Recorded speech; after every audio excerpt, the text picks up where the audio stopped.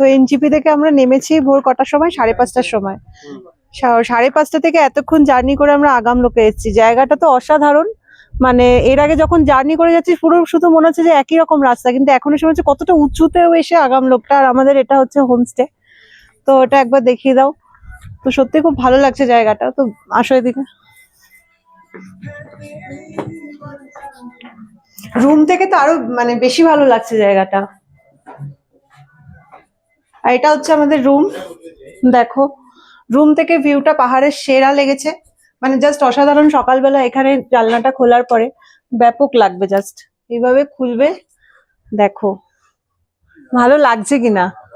অসাধারণ অসাধারণ, জাস্ট মানে এখানে এসে বসে থাকলে বসে থাকতে ইচ্ছা করবে। আর ব্যালকনিতে একই ব্যাপার, ব্যালকনিতে গেলেও সেম ভিউ আছে, জাস্ট দারুণ লাগছে।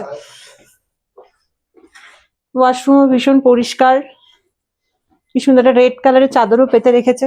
ঘরটাও ছোট্টর মধ্যে খুব ভালো লাগছে, বিশেষ করে মানে বাইরের ভিউটা বেশি ভালো লাগছে। আসো ব্যালকনিটা একবার দেখিয়ে দিই।